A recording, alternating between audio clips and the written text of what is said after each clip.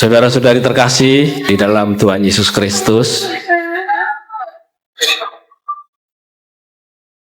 tak terasa ya, sudah hari Minggu lagi.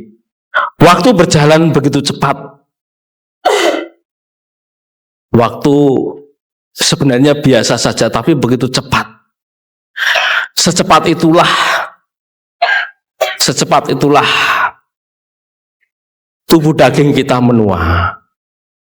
Makanya kita yang tua harus siap digantikan oleh generasi yang lebih muda.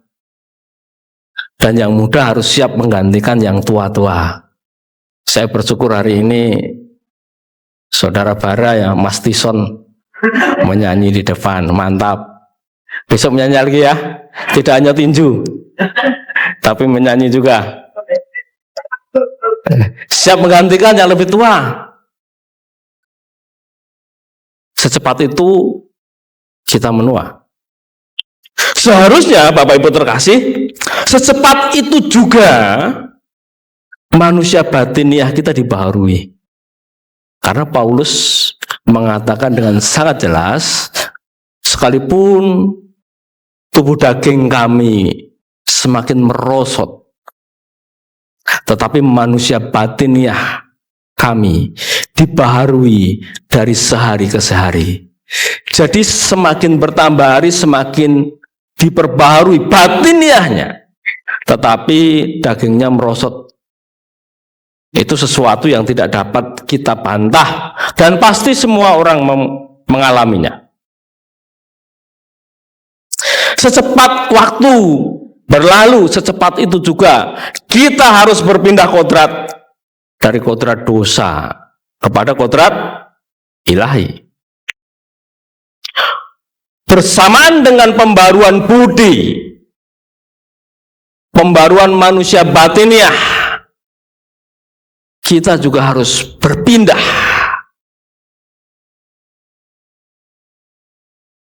Kita juga harus secepat itu pula dapat memperagakan sifat-sifat Allah sebelum waktu kita habis, sehingga orang dapat melihat perbuatan kita yang baik dan memuliakan Bapa di sorga. Jadi perpindahan kodrat itu harus kita kerjakan. Tentunya kita tidak mampu sendiri, oleh karena itu ada Roh Kudus yang menenggelamkan kita. Tanpa ditenggelamkan oleh Roh, kita tidak akan bisa. Bapak Ibu terkasih, oleh karena itu kita mau kembali nekat. Amin.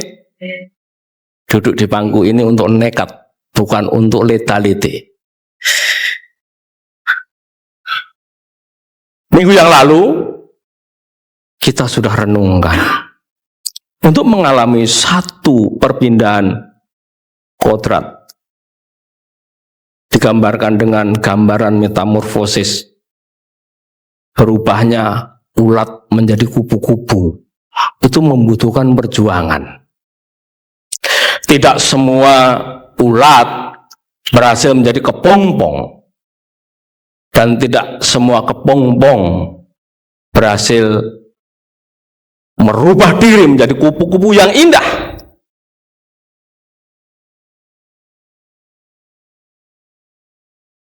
Demikian juga ulat yang lain tidak bisa menolong ulat yang ada di sampingnya untuk merubah menjadi kepompong. Jadi ada perjuangan secara pribadi. Seekor ulat itu ada tekad untuk mengarahkan pikirannya, mungkin kalau punya pikiran, sehingga menjadi kupu-kupu. Ketika menjadi kepompong juga berjuang sendiri. Kemudian kalau ditolong malah nggak jadi. Pernah Bapak Ibu memperhatikan satu peragaan ketika kepompong sudah hampir menjadi kupu-kupu, kemudian berjuang untuk keluar dari cangkang kupu-kupu, kemudian ditolong. Bisa terbang enggak? Bisa-bisa malah mati. Gagal. Meskipun mereka berjuang, Tetapi ada karunia, ada kesempatan yang diberikan oleh Sang Pencipta untuk bisa menjadi kupu-kupu. Jadi Bapak Ibu terkasih, kesempatan itu diberikan juga kepada kita secara batiniah untuk berpindah kodrat. Kesempatan di dalam Yesus Kristus dan juga pertolongan oleh Roh Kudus. Oleh karena itu Bapak Ibu, mari kita berusaha supaya ketika nanti habis waktu kita berhasil memperagakan satu karakter surgawi sejak di bumi ini, sehingga keindahan manusia Allah, keserupaan dengan Allah itu dapat dilihat oleh orang lain. Amin. Nah, sekarang kita akan masuk dalam perjuangannya. Kita akan masuk dalam perjuangannya. Ada satu yang perlu kita renungkan. Hari ini saya ingin mengajak Bapak Ibu terkasih untuk melihat ke dalam diri kita sendiri. Karena tadi kita harus berjuang sendiri. Tentunya di dalam persekutuan yang kudus seperti ini bisa saling menguatkan, menjadi orang-orang yang bersama-sama berjuang. Supaya masing-masing kita yang sedang berjuang ini bisa mencapai kodrat ilahi. Kalau bisa bersama-sama menjadi satu persekutuan yang benar-benar kudus, menjadi orang-orang yang dipenuhi dengan karakter surgawi, sehingga kita dapat memandang kemuliaan Bapa di surga, karakter Kristus dalam wajah-wajah kita semua. Kalau hari ini sebelum kita masuk lebih dalam, saya kembali akan mengajak saudaraku melakukan satu peragaan. Saya berharap semua menjalankan ya. Tengok wajah kanan kiri dulu, dilihat tatapan matanya. Nggak usah malu. Apa yang terlintas di dalam benak saudara? Karena ini satu peragaan, maka saudaraku hanya beberapa detik saja begitu. Tetapi ketika kita mengamati kehidupan orang lain di sekeliling kita, teristimewa orang-orang yang ditempatkan Tuhan 24 jam bersama dengan kita, yaitu pasangan hidup kita. Yang ada apa? Kita ingin menolong ulat bulu yang ada di samping kita supaya menjadi kupu-kupu. Padahal kita sendiri juga ulat bulu. Yesus Kristus berkata, sangat jelas berkata, bahwa seringkali kita melihat balok di mata kita sendiri, selubar di mata orang lain, dan melupakan balok yang ada di depan mata kita. Melihat dosa orang lain tampaknya lebih jelas, lebih gamblang. Dosa Solo lebih cetho wela-welo. Tahu nggak cetho wela-welo? Jelas banget gitu loh. Wow, detil dosa orang lain itu. Sangat detil dosa orang lain. Apalagi istri melihat dosa suaminya. Waduh, saudaraku, dari terbit matahari sampai pada masuknya. Kalau curhat masalah suaminya itu, semakin pelan teriakannya, semakin jelas dosa yang diberitakan. Begitu ya. Semakin itu semakin. Hari ini kita mau melihat, mari kita lihat diri kita sambil menggandeng tangan orang-orang di sekeliling kita. Kalau di rumah ya pasangan hidup kita, anak-anak kita. Kemudian di persekutuan ini adalah, di dalam gereja ini adalah saudara-saudari di dalam Kristus. Ayo kita berubah bersama yuk. Tak lihat kekurangan-kekuranganku, aku akan memaklumi kekuranganmu. Tapi dalam komitmen loh ya, berjalan bersama, masuk dalam perubahan kodrat. Nah, oleh karena itu kita mau belajar tentang menyingkap dosa tersembunyi. Dosa tersembunyi. Enggak tahu apa. Koko apa? Jojo. Ya Jojo. Ya. Bapak beri aku mengerti. Ayo kita nyanyi dulu. Supaya tidak hanya saya saja yang berbicara, tapi saudaraku mulai meresapi ini. Ini baru judulnya, belum masuk, tapi nyanyi dulu.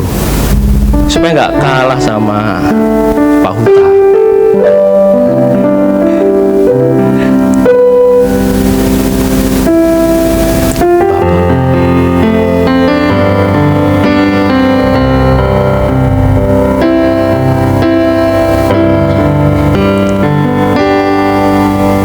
Bapa, beri aku mengerti keadaanku di matamu. Renungkan, masih tak ada dosa tersembunyi, kesalahan tak kusadari. Ya Bapa, bukalah pengertianku agar ku kenali diriku. Masihkah ada percintaan dunia yang memikat hatiku? Aku bersedia. Aku bersedia melepas semua dalam pandanganmu, sebelum mata menutup selamanya. Aku layak di hadapan. Aku bersedia. Aku bersedia melepas semua, tak bercela dalam pandanganmu, sebelum mata menutup selamanya. Aku layak di hadapan. Aku layak di hadapan. Aku layak di hadapan. Aku layak di hadapan.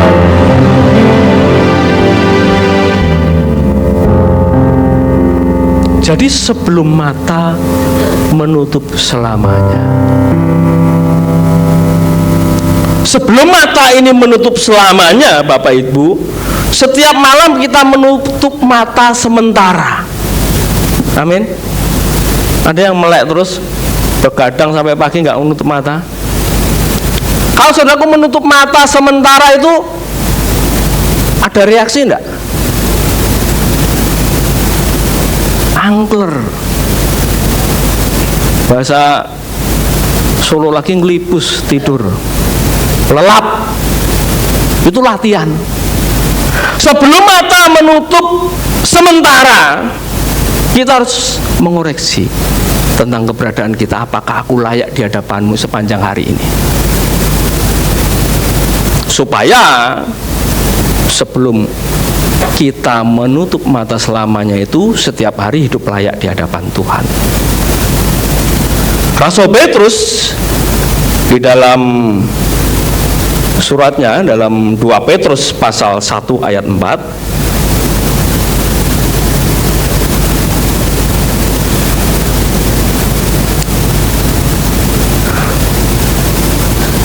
Petrus pasal 1 ayat 4, Rasul Petrus menulis demikian. Dengan jalan itu ia telah menganugerahkan kepada kita janji-janji yang berharga dan yang sangat besar, supaya olehnya kamu dapat mengambil bagian dalam kodrat ilahi dan luput dari hawa nafsu dunia, hawa nafsu duniawi yang membinasakan dunia. Jadi berkat yang besar, janji yang sangat berharga yang diberikan oleh Bapa di surga melalui Tuhan Yesus Kristus, yaitu kesempatan bagi saudara dan saya untuk mengambil bagian dalam kodrat ilahi. Jadi berkat yang terbesar yang diberikan oleh Tuhan Bapa kepada kita bukan hanya masalah pemenuhan kebutuhan jasmani, bukan hanya berkat-berkat materi, bukan hanya kesembuhan dari sakit penyakit, bukan hanya kesempatan untuk dipercayakan satu harta duniawi, bukan. Meskipun Tuhan mengatakan kepada orang muda yang kaya, saleh, muda, kaya, saleh, dan mentaati Taurat Tuhan itu, yang bertanya kepada Tuhan Yesus, Guru, supaya aku menjadi sempurna, apa yang harus aku lakukan? Minggu yang lalu kita sudah bahas. Tuhan Yesus mengatakan, lakukan semua ketetapan Taurat. Semua sudah kulakukan, Guru. Tinggal satu lagi yang kamu harus lakukan, jualah semua harta milikmu, berikan pada orang miskin, dan kamu akan memiliki harta di sorga.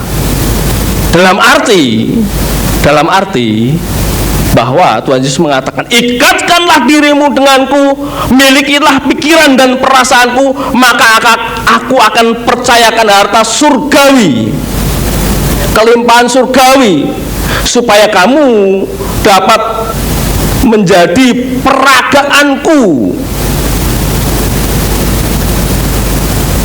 supaya kamu tidak terikat dengan harta itu.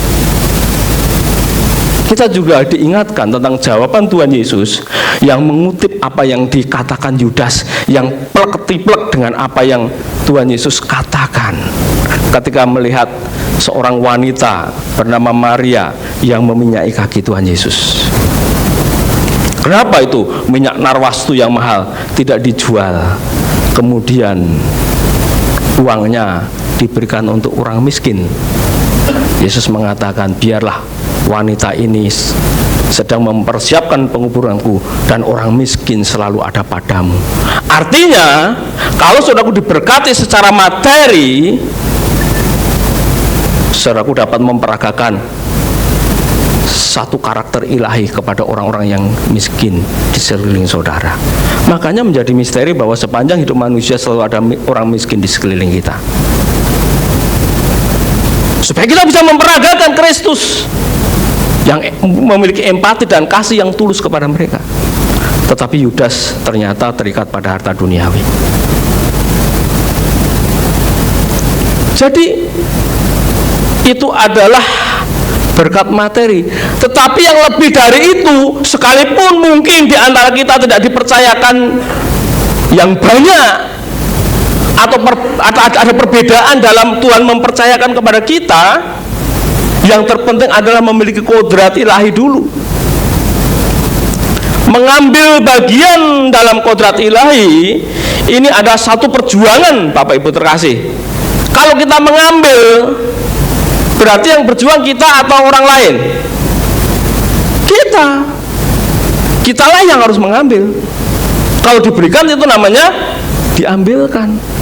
Kita harus aktif mengambil bagian dalam kodrat ilahi, karena kalau kita sampai luput dalam masalah ini, kita tidak mencapai satu kehidupan yang berkodrat ilahi, maka kita akan ditelan oleh hawa nafsu dunia yang akan membinasakan dunia. Dan di luar sana hawa nafsu dunia itu begitu merajalela. Tetapi di luar sana, dan bahayanya yang di luar sana juga bisa masuk ke dalam gereja. Bisa masuk ke dalam gereja dan kemudian juga bisa disuarakan melalui mimbar-mimbar gereja. Itu yang berbahaya. saudaraku harus bisa merasakan apa yang diberitakan melalui mimbar gereja itu bagian dari satu firman Tuhan yang akan merubah kodrat atau yang akan memotivasi saudara atau mendorong saudaraku untuk terjebak kepada hawa nafsu dunia. Kalau Yudas jelas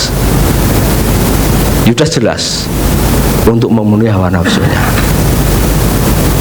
Saudara-saudara terkasih, Yudas Iskariot dengan harta duniawi membuat dirinya memakai perkataan Tuhan Yesus untuk memuaskan kedagingannya. Yudas Iskariot itu ingin harta duniawi untuk memuaskan kedagingannya dengan menggunakan perkataan Tuhan. Jadi firman Tuhan yang dikutip oleh Yudas untuk kepuasan dirinya. Maka Tuhan Yesus menegur dia. Yudas gagal menjadi warga surga. Yudas gagal dalam hal berkodrat ilahi. Sampai sini dulu. Bapak Ibu bisa menangkap? Jadi firman Tuhan tetap murni, tetapi motivasinya apa? Begitu loh. Bukan hanya Yudas, iblis juga sering menggunakan firman Tuhan. Buktinya ketika bersama dengan Tuhan Yesus, mencobai Tuhan Yesus, ketika berpuasa itu juga memakai firman Tuhan. Saudara-saudari terkasih di dalam Tuhan Yesus, Rasul Petrus memberi nasihat kita di dalam 2 Petrus pasal 1 ayat 4 tadi. Ini di dalam terjemahan lain yang lebih sederhana. Seperti biasa saya kutip dengan bahasa yang sederhana supaya kita benar-benar paham. Karena harus benar-benar kita pahami, waktunya begitu buru-buru. Maka kalau kita berlama-lama nanti malah nggak paham-paham. Kalau paham juga dapat segera mengerjakannya. Dikatakan di sana dengan kuasa yang sama ia juga telah memberikan kepada kita apa? Segala berkatnya yang kaya serta menakjubkan itu. Jadi kalau bicara tentang berkat Tuhan, kelimpahan di dalam Yesus, ketika Yesus berkata, aku datang supaya mereka mempunyai hidup dan hidup di dalam segala kelimpahan, itu jangan berpikir harta duniawi dulu. Segala berkat yang kaya serta menakjubkan, membuat orang terheran-heran. Kalau harta duniawi belum tentu heran. Saudaraku ganti mobil, saudaraku terheran-heran sendiri, tetangga saudaraku belum tentu heran loh. Karena lebih bagus mobilnya. Alah mau koyo ngono lah mau gumun, kan gitu. Tapi saudaraku wow, tilap gitu ya. Wow. Saudaraku ganti HP. Dari HP merek Jawa, mohon maaf, merek Jawa atau enggak? Oppo.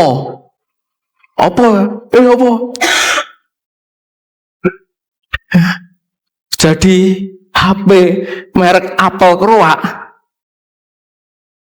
Saudaraku bisa, wow, anak muda ini ternyata. Kalau telepon kan diketok-ketok nih, Tapi orang lain mengatakan, katrok lu.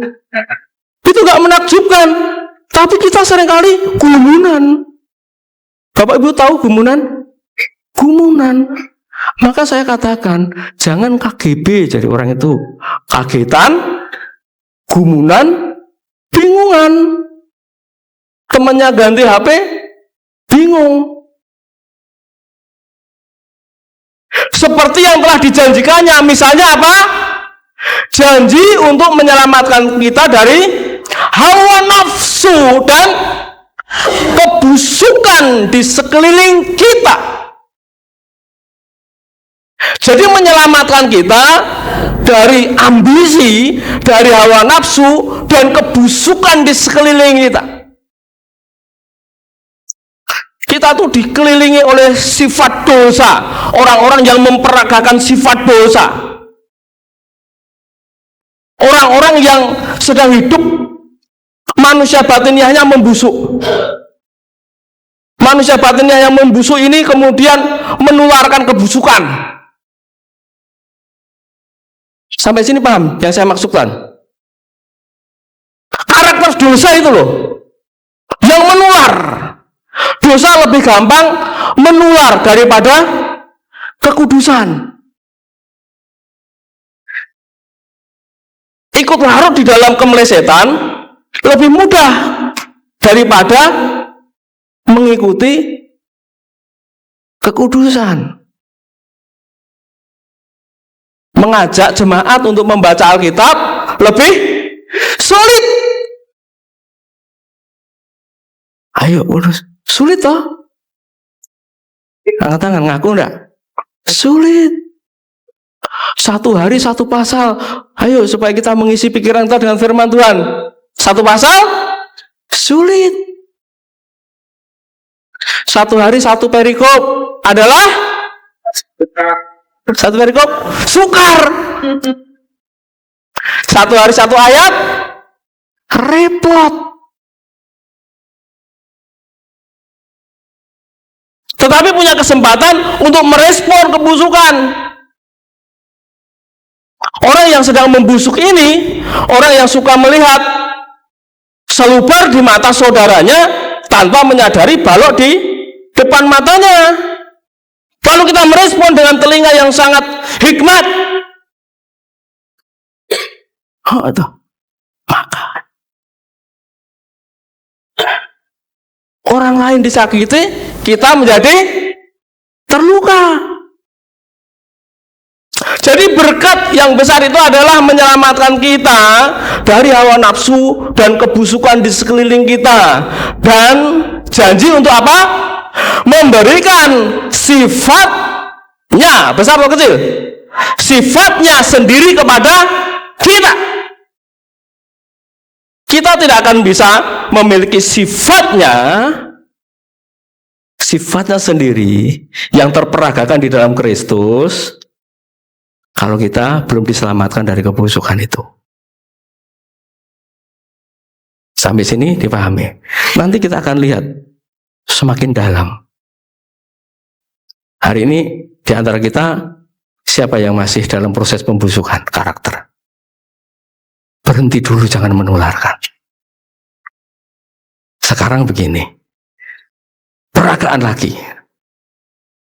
Lihat kanan kiri lagi, lihat. 1, 2, 3, rotok suwe. Nah, ingat-ingat. Apalagi suami istri. Kira-kira kekurangan-kekurangannya, kejelekan-kejelekannya, sifat buruknya yang melukai perasaan saudaraku sudah tampak atau belum? Oh, tampak sekali. Tuh. Kita harus diselamatkan dari situ dulu dan menyadari bahwa kita ini ulat yang akan sedang berjuang untuk menjadi kupu-kupu.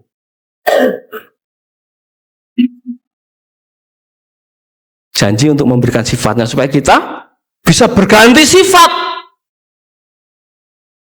Berganti sifat, kemudian berubah kodrat. Tanpa berganti sifat, tidak bisa berubah kodrat. Karena kodrat itu sudah menjadi satu karakter. Maka dikatakan Yesus Kristus itu tidak berbuat dosa walaupun dia punya kesempatan. Imam besar yang kita miliki itu bukan imam besar yang tidak bisa merasakan kelemahan kita, namun dia tidak berbuat dosa. Begitu loh. Karena kodratnya sudah benar-benar dia sudah tidak bisa merespon terhadap hal yang negatif itu. Jadi berubah sifat dulu, lalu kemudian akan berubah kodrat. Ketika kita mengambil bagian dalam sifat-sifat ilahi dan menikmati persekutuan dengannya, maka semua kelimpahan sifat Allah akan dikembangkan sepenuhnya menjadi peragaan hidup yang mengekspresikan dirinya. Maka seringkali saya berbicara ekspresikan Kristus. Gitu loh. Mengambil bagian dalam sifat Allah. Berarti kita memaksa diri untuk meniru Kristus. Meniru Kristus di dalam merespon segala sesuatu yang terjadi di sekelilingnya. Terutama ketika disalahpahami oleh orang-orang terdekatnya. Bahkan oleh keluarganya sendiri. Oleh orang-orang di kampungnya, di Nazaret. Ketika Tuhan Yesus membuat menyampaikan kebenaran di kampung halaman sendiri, bahkan tidak pernah membuat mukjizat. Karena katanya seorang nabi tidak dihormati di kampungnya sendiri. Tetapi Kristus tetap memperagakan karakter itu. Jadi kita bagaimana merespon dengan kesucian itu.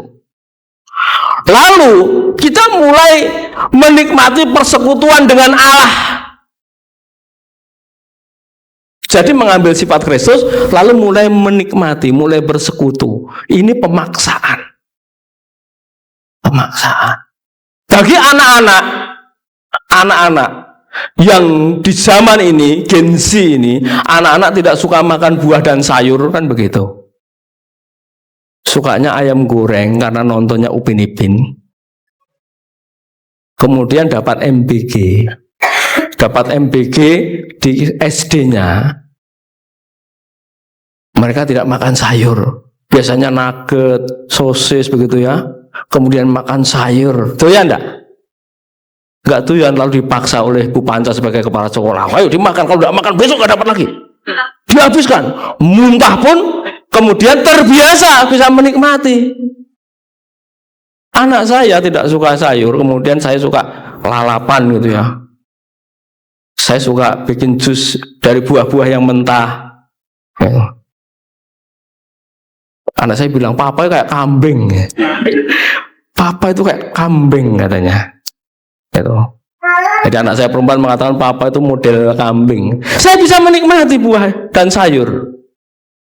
Sama ketika kita mengambil bagian dari sifat Kristus, kita mulai berjuang, inilah kenikmatan kita, yaitu bersama-sama dengan Kristus dan bersama-sama dengan perhimpunan orang-orang kudus, gereja yang kudus dan gereja yang satu, mengarahkan perhatiannya pada Kristus. Maka tidak heran kalau hari Minggu seperti ini saudara-saudari mempersembahkan satu hari untuk bersekutu. Amin. Apa yang menarik? Mempersembahkan loh saudaraku saudara. Satu hari loh. Ada yang satu hari lebih. Kemarin sudah siap-siap. Hari ini 5 jam. Kemudian pulang sampai rumah jam 3.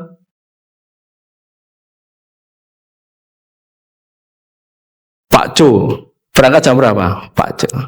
Oh, Bang Jonathan jam 6. Dipanggil bapak nggak terima nih, padahal sudah bapak. Gitu. Jam 6. Di sini nggak misat-misat. Pak D Swemen. Ndang amin, ndang mulai. Kan begitu, menikmati. Di gereja tuh, gereja yang kerasan nggak pulang-pulang kan di sini. Amin masih pada di sini. Udah amin nggak pulang-pulang, duduk-duduk satu dengan yang lain. Tapi adakah di antara saudaraku yang kemudian yang rasan-rasan? Kudu Pak Yu, jajar atau ganti, kasihan ya pendeta melarat kuadrat. Enggak toh. Mempersembahkan sehari, Burewang sampai Jogja jam 4. Kesukaannya menjadi kerinduan. Kok cepet minggu? Enggak cepet-cepet ya. Minggu lagi begitu ya. Tapi bagi saya, loh kok wis minggu meneh. Berarti bayar lagi. Khotbah lagi. Jadi bisa menikmati, kemudian bersekutu dengan Tuhan. Bukan hanya pada hari Minggu, di rumah ada kesukaan terhadap firman Tuhan. Lalu menjadi satu peragaan hidup. Tiba-tiba punya alarm otomatis. Saya itu otomatis jam 1:30 otomatis melek, biar duduk. Lalu mama doa. Atau istri saya bangun dulu, ayo Pak, doa. Kalau masih ngantuk-ngantuk, ke kamar mandi, cuci muka, sikat gigi, mulai baca firman, berdoa, ingat saudara-saudari di sini. Itu, lo baru ingat masalah-masalah saudara. Ini naiknya jam 1:30, tak kasih rahasia ya, 1:30 itu. Gembalamu itu, Tuhan, ini loh Tuhan, utangnya kok urung selesai. Itu. Maka saudaraku 1:30 juga gen podo bareng-bareng gitu ya. Tuhan. Menikmati. Kalau lewat kita merasa, loh, ada sesuatu yang kurang.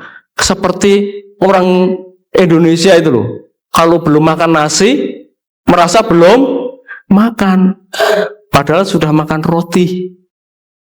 Tapi aku belum makan jiwaku ini. Supaya kita kemudian dapat mengekspresikan Kristus setiap hari.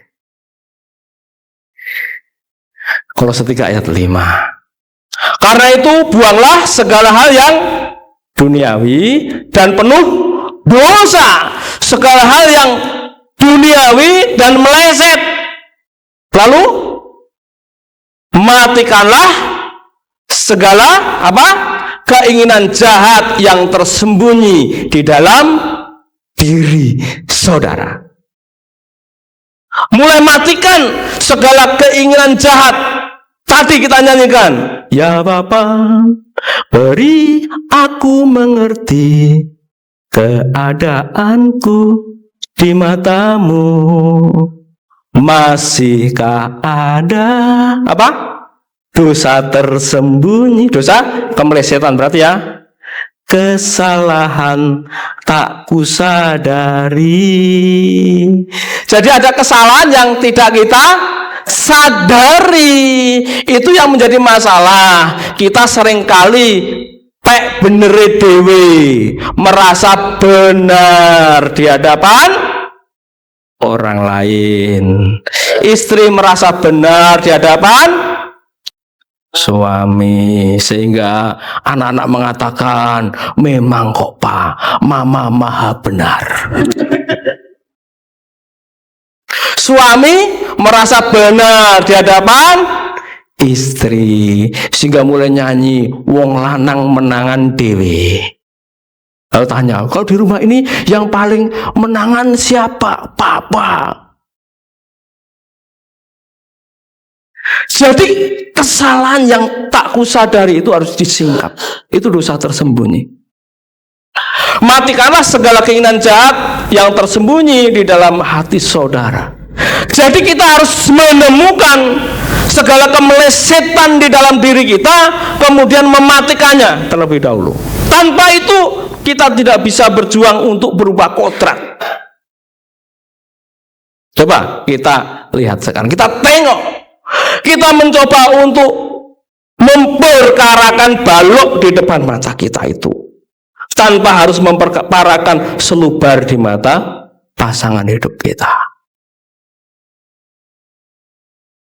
Kesalahan tersembunyi itu kira-kira apa? Mari kita renungkan. Kesalahan tersembunyi. Adakah saudaraku masih menyembunyikan sesuatu yang meleset di dalam hati di hadapan pasangan saudara? Ada enggak? Halo, suami-suami, ayo. Masih menyembunyikan enggak sesuatu? Hah? Enggak. Haleluya. Pak Luki enggak. Bagaimana suami yang lain? Delik-delik ini enggak. Satu niat. Ketika memandang istri begitu, kemudian tak sembunyikan sesuatu. Istri-istri masih menyembunyikan sesuatu di hadapan suami enggak? Nggak ada. Oh banyak. Sayang yang ngomong para suami. Suami dan istri perlu, Alkitab mengatakan mereka telanjang dan tidak menjadi malu. Ketelanjangan. Kalau masih menyembunyikan berarti belum telanjang. Telanjang tidak menjadi malu itu bukan secara fisik, tetapi terbuka, termasuk kelemahan-kelemahan yang harus diakui kepada pasangan hidup. Kita menyembunyikan sesuatu kelemahan dan itu jelas salah, tapi kita nggak ngaku. Lalu istri dan atau suaminya kura-kura dalam bau, hanya selama ini bersandiwara, pura-pura nggak tahu saja. Aku nggak memperkarakan, Pak. Lah kenapa? Wes kebacut. Andai kata, Pak, andai kata bisa diulang, aku ora milih kui. Pak yo bisa ditukar nggak, Pak? Bisa ditukar tambah nggak? Kalau seperti itu masih menyembunyikan. Ayo, suami istri masih menyembunyikan nggak? Kelemahan lo. Supaya apa? Alkitab mengatakan, hai, apa? Istri, hormatilah suamimu seperti gereja menghormati Kristus. Bukan hanya saudaraku bisa dihormati karena saudaraku terus terang. Terus terang dan terang terus. Ini judul khotbah beberapa bulan yang lalu. Kayak lampu tuh saudara. Istri menjadi penolong karena satu-satunya orang yang bisa menerima saudaraku dalam kelemahan adalah istri. Maka jangan disembunyikan. Kan sudah berjanji ketika sehat dan sakit. Sehat dan sakit. Sakit itu kira-kira hanya sakit tubuh atau termasuk sakit mental? Hah? Makanya kalau suamimu sedang sakit mental, perlu ditolong, bukan dituding-tuding. Sakit mental, sakit karakter. Terbuka. Aku punya kelemahan ini. Karena satu-satunya ya istri, saudaraku, sama seperti ketika saudaraku utang di bank itu loh. Satu-satunya yang tanda tangan kemudian kalau saudaraku pergi suruh nyaur adalah suruh bayar istri. Ikut tanda tangan. Makanya sadarilah orang yang bisa menerima saudaraku adalah istri saudaraku. Demikian juga sebaliknya. Istri jangan menyembunyikan sesuatu. Karena mereka bukan lagi dua melainkan satu. Nah, kalau masih belum bisa seperti itu bagi anak-anak muda yang mau menikah, kalau tidak siap dengan ketelanjangan, batalkanlah niatmu itu. Lebih baik gak menikah. Tapi yang sudah menikah kebacut, jangan berkata aku menyesal Pak, yo wis tak tompo. Saudaraku harus bisa bergandeng tangan untuk berubah kodrat bersama-sama. Amin. Maka istri-istri ojo seneng menyembunyikan. Gitu loh. Suami jangan suka menyembunyikan. Suami suka menyembunyikan duit. Tapi hebatnya disembunyikan di mana-mana, istri selalu sial lah saudara. Ngono bulan baleni. Ya lebih baik terus terang toh. Dikasih lalu minta lagi.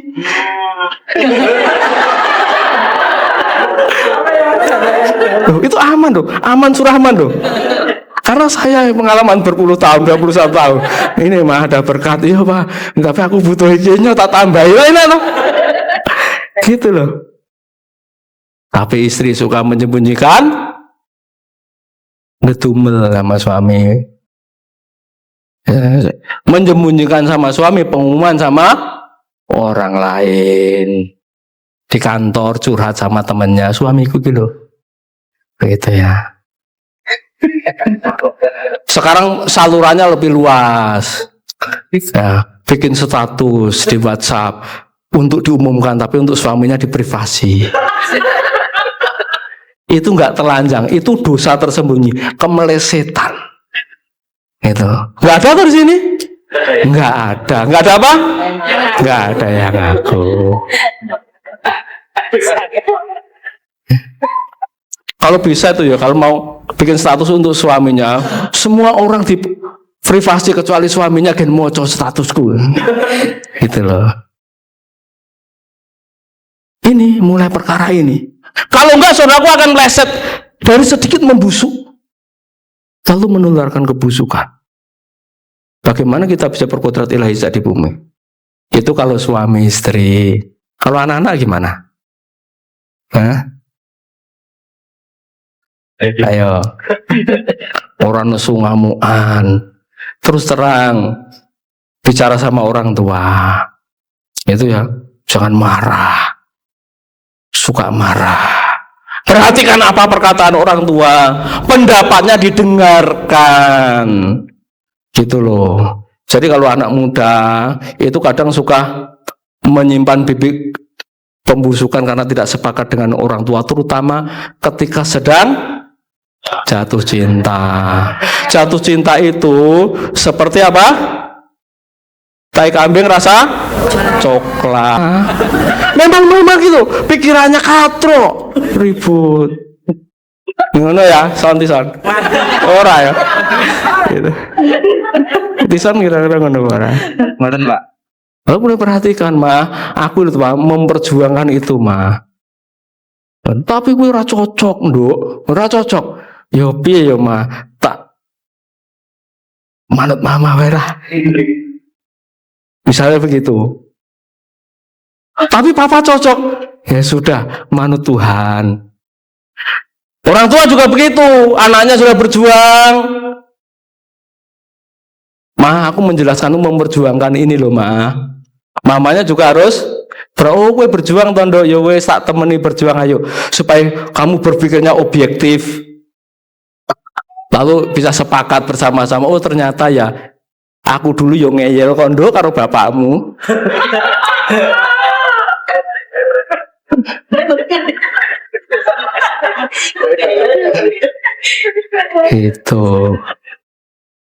Itu bukan saudara saya. Iya saya ngeyel dulu. Tanya Bu Gembala. Ngeyel itu ya. Gak apa-apa saudaraku. Tapi saya tidak nganjurkan saudara ngeyel loh. Tapi di dalam tanggung jawab yang besar. Perjuangannya kemudian harus menjadi menantu terbaik. Raketang sok ora dianggap itu, tapi sok sregep. Sok yes itu ya. Perjuangan rekoso saudaraku. Jadi mari kita mulai telanjang suami istri ini loh. Kalau di dalam rumah sudah menyimpan kebusukan saudara, sudah bahaya. Mengambil bagian dari kodrat ilah itu. Orang yang kita bisa melihat loh keburukan-keburukan pasangan kita, tapi seringkali menutup mata dengan keadaan kita sendiri.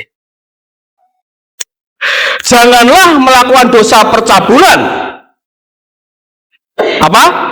Kecemaran, hawa nafsu, dan keinginan-keinginan yang memalukan. Oh kalau ini sudah enggak Pak. Kalau ini sudah enggak. Tentunya kalau di tempat ini sudah berjuang untuk enggak kan. Janganlah apa? Ayo kita baca bersama-sama ini. Sing lantang.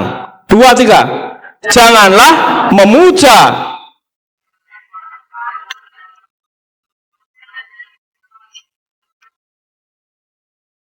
Jadi tidak sedikit orang yang jatuh dalam penyembahan berhala. Walaupun ada di gereja. Mungkin juga pendeta seperti saya bisa saja jatuh dalam penyembahan berhala. Tak sengaja menyembah berhala. Tak sengaja menyembah berhala. Tak sengaja.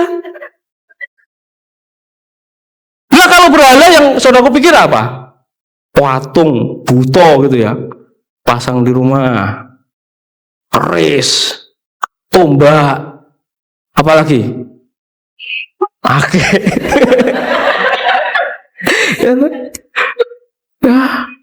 Panci. Oh panci.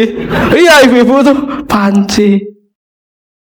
Janganlah memuja barang-barang yang mewah dalam hidup ini, karena itu berarti penyembahan berhala. Memuja barang-barang yang mewah melebihi cinta kita kepada Tuhan. Banyak orang kemudian jatuh dalam dosa karena mengejar barang-barang yang mewah, disembah-sembah, dibangga-banggakan tadi. Dan mewah itu relatif. Mewah itu yang mengikat. Sehingga kita bisa mengejar kemewahan itu, kemudian kita melukai pasangan kita, melukai orang-orang di sekeliling kita. Barang yang mewah bagi Bapak Ibu apa sih?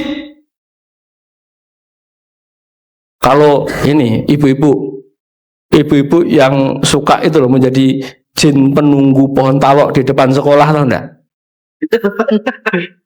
Ibu-ibu yang sibuk banget loh. Dulu sekolah SD-nya kurang puas. Tahu enggak? Sekolah SD-nya kurang puas.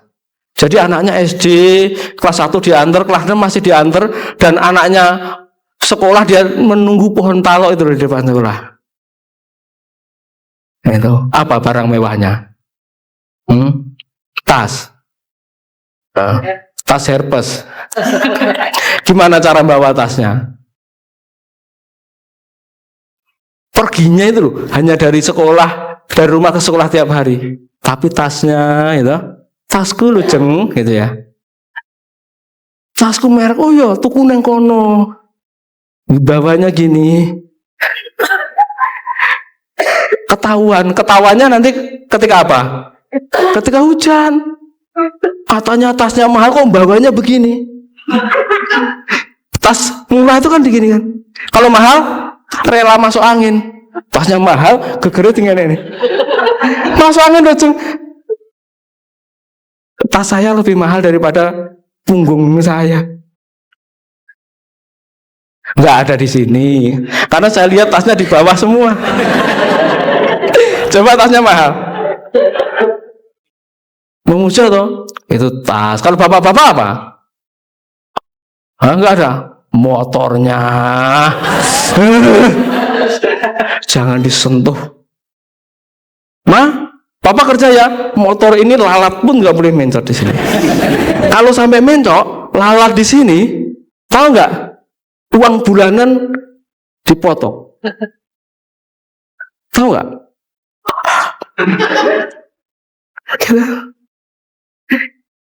Motor menjadi istri kedua, berzina nggak?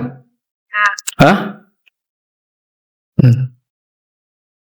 Swiki lagi loh, reget sandal itu kumbasnya kena air mancik kan itu. Motornya. Lalu mobilnya. Anaknya mau belajar nyetir, gures bingung. Oleh ora atau apa? Oleh. Hati-hati. Papa yuk jadi oleh apa? Boleh atau tidak? Boleh. Ya aneh. Itu anaknya dianggap mobilnya lebih berharga daripada anaknya gitu. Itu kalau bapak-bapak. Lalu apalagi hobinya. Istri muring tetap mancing. Itu loh saudaraku, pancingnya. Pancingku mau neng diojo ditumuk. Pak aku mancing terus tuh peminggatan. Wah aku loh dapat kamu itu hanya satu mancing tol, kebangetan banget. Hanya mancing masa nggak boleh? Pilih aku apa pilih mancing? Pilih mancing, itu kan berzina saudara. Meleset enggak? Katanya mencintaiku lebih dari segalanya. Iya, lebih dari segalanya kecuali mancing. Itu yang mancing nggak ada di sini. Kalau apa?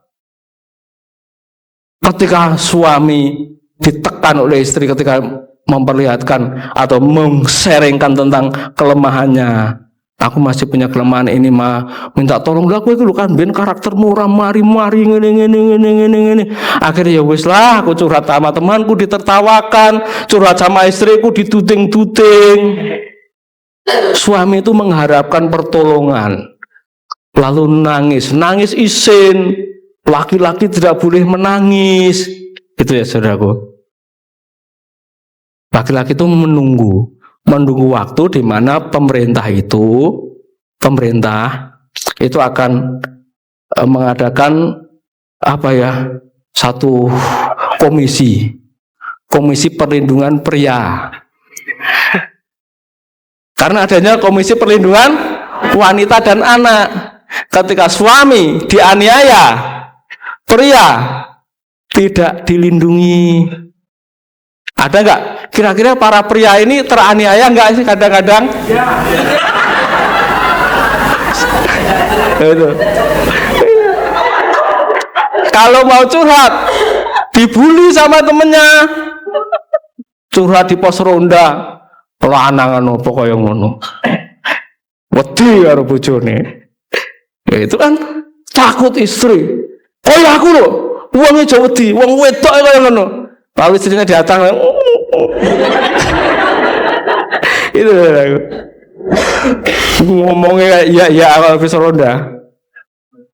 Karena curhat kemana-mana, tidak mendapatkan penyalurannya, tidak bisa menyalurkan permasalahannya dan kelemahannya tadi, mulai merokok, curhatnya kebal-kebul, gitu ya. Melesetnya kan di situ, nggak ada keteranjangan. Mulai merokok, kenapa ngerokok om? Gurih. Ya tetap gurih rempeyek atau saudara? Coba Pak Huta, merokok sama rempeyek gurih mana? Gurih rempeyek. Saya mungkin Pak Huta nggak merokok jadi bilang rempeyek. Oh enggak salah. Haleluya. Kenapa Pak Huta merokok coba? Karena gurih. Harusnya lebih gurih curhat sama Bu Huta dong. Tapi kalau curhat, nah itu loh masalahnya di situ loh Bu. Masalahnya di situ. Nah kita mau berubah konsep bareng-bareng loh. Gitu ya, jangan sakit hati ya Pak. Sakit hati nanti besok malah rasanya Solo mana Pak Yuk podo wae. Ngerokok enggak gitu loh, minum gitu. Laki-laki itu kan gitu ya, mulai minum air putih sehat, air jernih sehat, kemudian minum kopi pahit.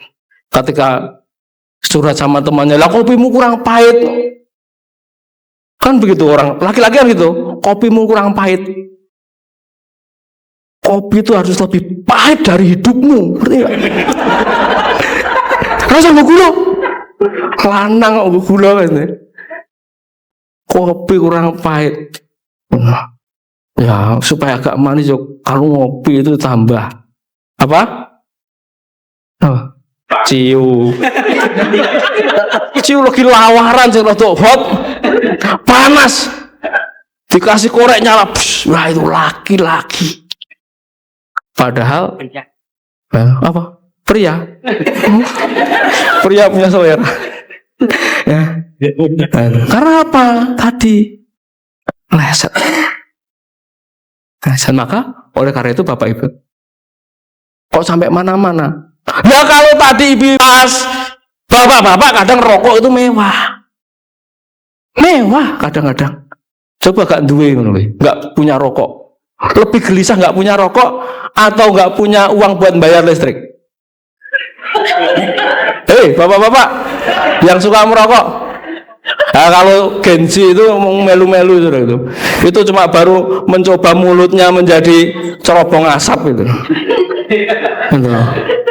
Coba bapak-bapak itu belum bayar listrik tenang itu, meleset kan uang listrik ya spend gini urusan negara. Itu nggak punya rokok, itu kemana-mana bawa korek. Itu ada loh, itu rokok randunya nyanyi kok korek.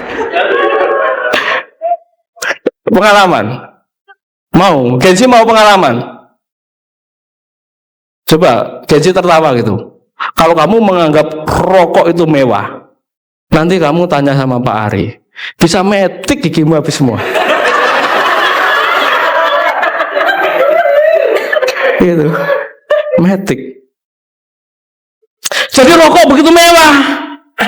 Jadi barang mewah nggak usah berpikir mobil Lamborghini itu.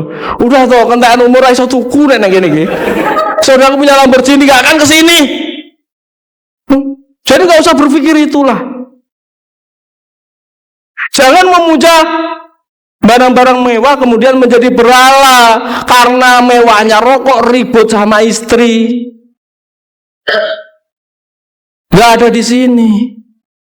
Karena nggak punya kopi ribut sama istri, takut sama istri, ribut sama yang punya warung. Itu nggak ada di sini, hanya ada di sinetron. Sinetron hidup kita sehari-hari. Itu. Jangan memuja barang-barang yang mewah kalau anak-anak muda apa? Ya tadi loh handphone itu loh. Seakan-akan top marko top handphonenya. Padahal dia mau di WhatsAppan loh saudara. Buat menyembunyikan dosa pembusukan. Kita lanjutkan. Yohanes 1 Yohanes 2 ayat 15 sampai 16. Ayo kita baca bersama-sama yang ini. 2, 3.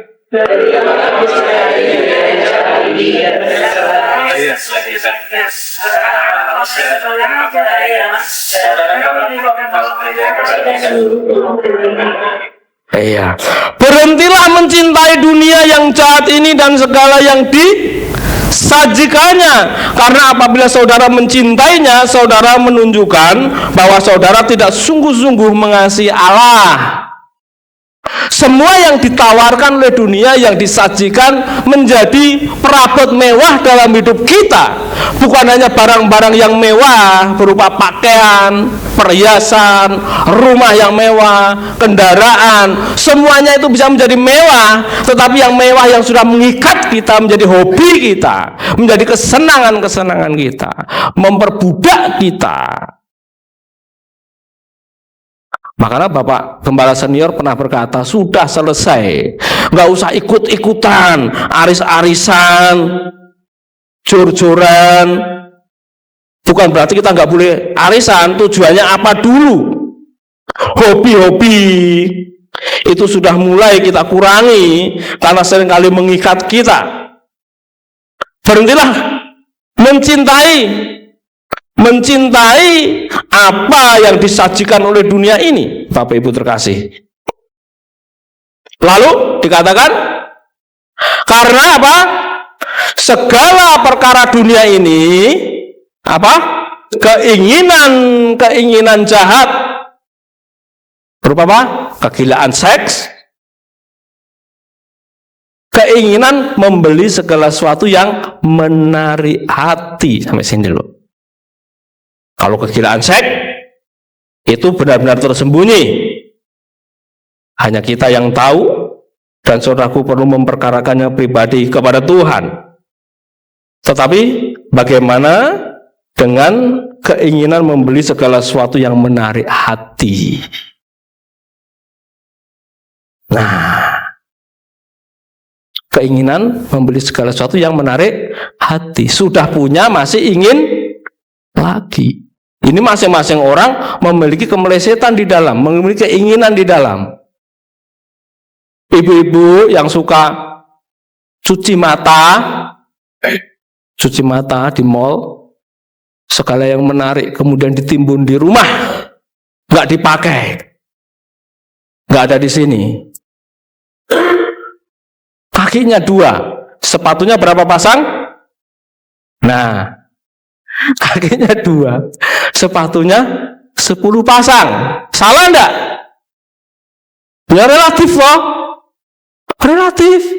Pak, kan bajuku merah, sepatunya harus merah. Baju hijau, sepatunya harus hijau. Merah, kuning, hijau. Di langit yang biru. Keinginan yang menarik hati. Itu baru sepatu. Ya salah atau tidak, tergantung motivasi hati. Keinginan membeli segala sesuatu yang menarik hati dan kecongkaan yang datang dari kekayaan. Kalau itu saudaraku beli, kemudian itu mengikat saudaraku menjadi congkak, merasa lebih berharga ketika mengenakan itu. Jam yang mahal membuat nilai diri saudaraku lebih berharga. Jas yang mahal membuat nilai diri merasa lebih berharga. Apalagi handphone, sepatu, kendaraan, segala sesuatu menganggap lebih berharga ketika memiliki itu. Yang berharga seharusnya sekarang manusia batiniah yang berkarakter Kristus, menggunakan barang-barang yang mahal atau tidak menjadi masalah. Gitu loh saudara. Karena nilai diri kita, pribadi Kristus yang ada dalam diri kita lebih berharga dari emas, perak, dan permata. Yang kata saudaraku tiada artinya. Lebih dari segalanya, ku ingin kau Tuhan, emas, perak, dan permata tiada artinya. Lalu tenani. Tenan nggak? Ayo, saya tidak pendeta yang nakal. Nakal, saudaraku habis nyanyi tenan. Kotak persembahan dibuka, Mbak. Ayo, dilepasi semua. Bukan itu. Boleh mengenakan, tapi jangan merasa lebih bernilai gitu loh. Yang lebih bernilai manusia batinnya. Jadi kalau tidak mengenakan pun kita tetap berdiri tegak sebagai anak Allah, memiliki pribadi Yesus. Amin. Amin. Banter amin. Jangan-jangan saudaraku amin banter merborong duwe. Kau sudah punya, nanti bagaimana? Nah, dan kebesaran bukan berasal dari Allah, melainkan dari dunia yang jahat ini. Mari kita mulai tengok segala sesuatu yang menyelinap di dalam hati kita ini, yang tahu hanya kita. Dosa tersembunyi apa? Kebusukan apa yang mengikat hati kita melebihi Kristus? Menyingkap dosa tersembunyi di dalam diri kita. Kenapa? Karena Musa melakukan itu. Ini hebatnya Musa. Musa tidak punya kesempatan dipercayakan harta milik Tuhan seperti Raja Salomo. Musa tidak punya kesempatan menikmati berkat-berkat Tuhan secara lahiriah seperti Raja Daud. Musa menghabiskan waktunya di padang gurun, tidak punya kesempatan masuk ke tanah perjanjian. Jadi kalau boleh saya katakan, Musa tidak punya kesempatan seperti yang dikatakan Tuhan Yesus kepada orang muda yang kaya yang berkata, ikatkanlah dirimu kepadaku, maka aku akan mempercayakan hartaku kepadamu. Musa gak punya kesempatan.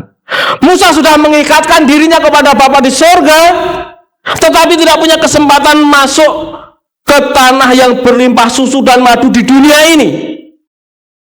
Kalau bicara susu dan madu di dunia ini adalah ketika saudaraku dipercayakan hartanya untuk saudaraku kelola. Kemudian saudaraku bisa mengekspresikan Kristus dalam kelimpahan. Ini yang kita alami. Hari ini kita mengalami di gereja ini. Tuhan mempercayakan hartanya kepada kita di gereja ini supaya nama Tuhan dimuliakan. Karena mustahil gereja ini bisa berjalan, saudaraku. Sangat mustahil gereja ini bisa berjalan karena butuh biaya yang sangat besar. Tetapi Tuhan mencukupkan dari waktu ke waktu. Musa ada di padang gurun kehidupan. Selama hidupnya ada di padang gurun, tetapi dia berdoa. Mari kita baca bersama-sama doa Musa ini. 2, 3. Engkau menaruh kesalahan kami di hadapanmu, dosa kami yang tersembunyi terlihat olehmu. Jadi kita mulai. Tuhan, kadang aku memiliki kesalahan yang tidak kusadari, tapi aku mau membuka di hadapanmu. Aku mau dikoreksi oleh firman-Mu. Aku mengakui ini, aku masih dalam kelemahan ini. Satu-satunya yang bisa menerima diriku adalah Engkau, Tuhan. Tetapi Engkau akan terwakili oleh orang yang di sampingku ini, yang berjanji setia kepadaku. Sama seperti Engkau berjanji setia. Yaitu siapa? Istriku, yaitu suamiku. Dia menerima segala kekuranganku. Aku mau membuka diri. Jadi banyak orang yang tidak membaca Alkitab itu karena tidak mau membuka diri, karena takut dikoreksi. Saudaraku, kalau habis berbuat dosa, menyadari keberdosaan, Saudaraku nyaman nggak buka Alkitab? Merasa nggak nyaman, kenapa? Karena saudaraku akan dikoreksi. Harusnya malah mendekat. Tuhan, aku mau mendekat pada firman-Mu karena aku masih dalam kelemahan ini. Gitu loh. Tuhan, aku mau datang kepadamu karena aku masih dalam kemelesetan ini. Musa dikritik karena kesalahannya. Musa dikritik oleh kakaknya Miriam, oleh Harun karena kesalahannya. Musa dibela oleh Tuhan, bukan Tuhan membela. Bukan Tuhan membela dosanya Musa, bukan. Kadang kita salah paham. Musa membuka diri untuk dikoreksi. Dosa tersembunyi. Jangan kita mencintai kebusukan di dalam hati kita, apalagi menularkannya. Engkau menaruh kesalahan kami di hadapan-Mu, dosa kami yang tersembunyi terlihat oleh. Kenapa demikian? Karena Musa adalah orang yang rendah hati. Bilangan 12 ayat 3. Musa adalah orang yang sangat rendah hati. Apa? Melebihi semua orang yang hidup di bumi ini. Jadi Musa adalah orang yang sangat rendah hati, melebihi semua orang yang hidup di bumi pada zamannya. Pada zamannya. Pada zaman Musa. Sekarang saudaraku harus belajar untuk merendahkan hati di hadapan Tuhan. Saya juga merendahkan hati di hadapan Tuhan untuk dikoreksi, supaya dosa-dosa tersembunyi itu disingkapkan, kemudian kita bisa diperbaiki. Yang busuk di bagian mana, kemudian bisa diobati, sehingga kita bisa berubah kodrat, bisa memiliki sifat-sifat Kristus. Amin. Rendah hati kita itu, kerendahan hati kita akan sombong ketika kita tidak bertelut di bawah kaki Tuhan. Jangan bertelut hanya karena meminta sesuatu. Tuhan, selidiki aku, lihat hatiku, apakah ada yang meleset di dalam diriku ini Tuhan. Gitu loh. Mulai terbuka. Istri kepada suami seperti gereja kepada Kristus. Hei istri-istri, terbukalah kepada suamimu. Terbukalah. Terbuka kepada suamimu. Hei istri-istri, supaya ketika para istri ini meleset, suami dapat apa? Membimbing kepada kebenaran seperti Kristus. Suami kan harus bersifat seperti Kristus, berkorban kepada istri, mengorbankan dirinya untuk membenahi istrinya, bukan malah karena suami takut istri curhat untuk mencari dukungan. Ini salah. Ini namanya politik di dalam pernikahan. Berkoalisi dan beroposisi. Istri beroposisi dengan iparnya, ipar dengan mertua, suami ditindas, gen dukung. Orang dukung aku kok, tak tinggal. Aku akan pergi, kejarlah daku ketika aku pergi. Ketika saudaraku pergi gak dikejar. Nanti mah enggak kayak ono, aku tak minggat bawa tas. Suaminya konyol, ya kurang duit mobilnya. Numpak bis ya. Perasaan numpak ojek, numpak bis. Terbukalah istri. Suami, kasihlah istrimu seperti Kristus, berkorbanlah. Berkorban seperti Kristus. Begitu loh. Suami harus memiliki kasih yang besar. Itu menunjukkan kerendahan hati. Itu pertama yang harus kita lakukan di rumah. Rendahkanlah hatimu di hadapan pasanganmu. Istri dan suami saling merendahkan hati, baru bisa merendahkan hati di hadapan Tuhan. Kalau di hadapan suami dan istri sombongnya minta ampun. Suami itu mau sombong sama istri tetap dipret. Coba sombong sama tetangga. Tetangga kan nggak tahu. Coba saya sombong sama istri saya, wah aku kan gini, betul pret. Aku ngerti abang hijaumu kok. Bahkan nggak usah kamu ngomong gitu, ngorokmu itu loh tahu. Seperti kemarin ini pengalaman pribadi. Saya kalau sore kan olahraga sama istri saya. Saya capek seharian pergi tiduran di sofa, saudara. Dan sofa gitu. Saya mulai itu istri saya sudah nggak di rumah, gitu. Jamnya jalan, dia jalan sendiri. Saya tanya sama Rafael, mama kemana? Mama udah jalan. Oh iya, saya jalan sambil ngantuk-ngantuk, saudara. Lah aku mau tinggal sama, lah aku karkur. Lah ngoromu ngono lho. Aku tahu kok tidurmu kayak gitu kan nggak diketahui jemaat. Coba kalau diketahui jemaat, maka sombong di hadapan istri nggak ada gunanya. Rendahkan hati, ngakulah salah, begitu loh suami. Jangan orang lanang, wong lanang menangan dewi. Mengakulah salah sebelum dipersalahkan, gitu loh. Sebelum dituding salah lebih baik mengaku dulu, kan aman, gitu loh. Itu loh suami-suami kalau mau aman. Istri juga rendahkan hati di hadapan suamimu, jangan sok cantik. Kan sok cantik loh istri-istri di hadapan suami. Sok cantik. Dia memang saudaraku itu paling cantik di hadapan suamimu.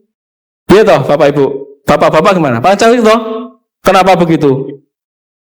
Nah, adanya itu loh. Ya sih gelem ya mau kui. Itu pun karena belas kasihan kata Bu Yeyen. Saya tanya, kamu mau sama Advin dulu karena ketulusan? Iya Pak, saya tulus plus kasihan. Jadi nggak usah sok cantik, istri juga tahu. Istri kan suka tanya tuh, suka tanya, Pak, aku ambek ibu iki langsing mana? Langsung. Lalu anak bilang, lah mama itu kalau membandingkan sama yang lebih langsung kok. Rendahkan hati. Lalu rendahkan hati di hadapan Tuhan. Musa adalah orang yang sangat rendah hati.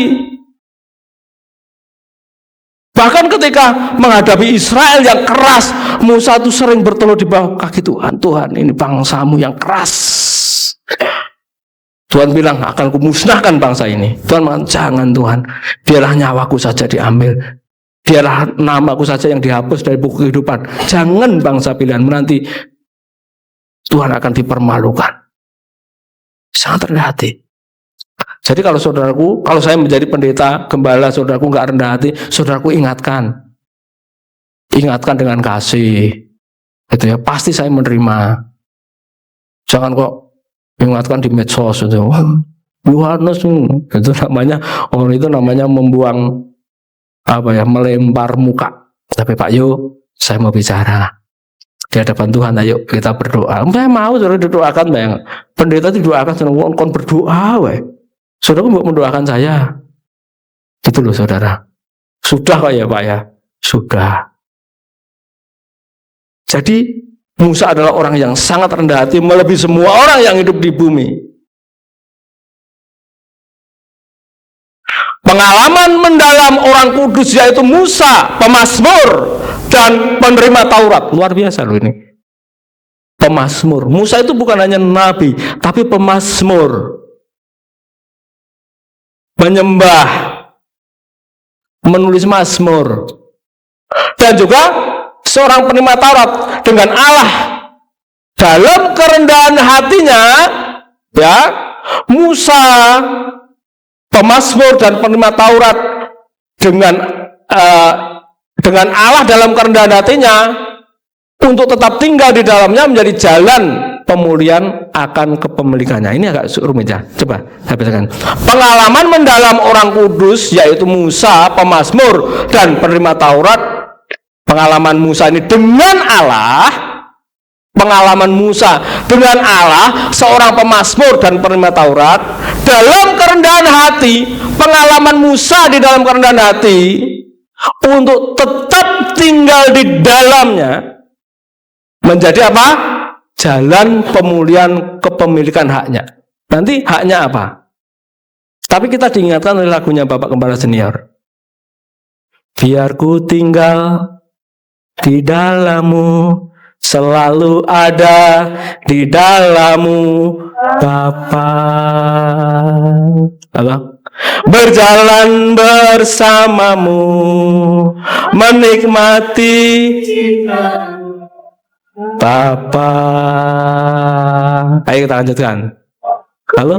Ku dekap erat engkau, dalam relung jiwaku menyatu denganmu. Perkenankanku menjadi kekasih abadimu. Ayo dibantu Bu Yeyen yang sangat bagus. Kita lanjutkan lagu ini dulu. Buatku tinggal di dalammu, selalu ada di dalammu Bapa.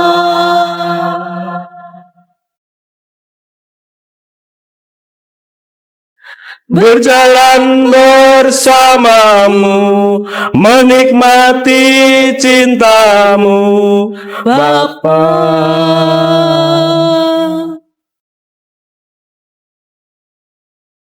Ku dekap erat engkau, dalam relung jiwaku bersatu denganmu. Perkenankanku menjadi kekasih abadimu.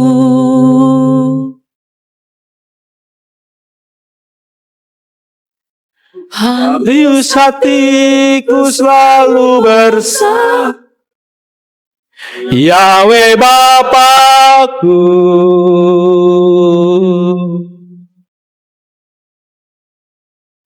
Setiap waktu dimanapun berada, ku bersamamu.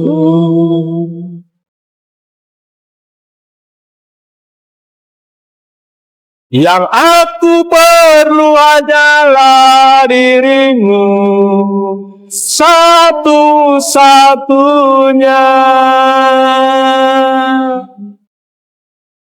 Ku tinggal tetap di hadiratmu, ya Bapa.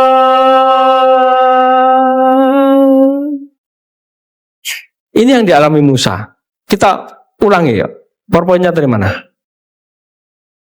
Pengalaman mendalam orang kudus yaitu Musa, pemazmur dan penerima Taurat dengan Allah dalam kerendahan hatinya, untuk tetap tinggal di dalamnya menjadi jalan pemulihan kepemilikannya, haknya. Apa kepemilikannya? Nanti kita lihat. Coba perhatikan ini.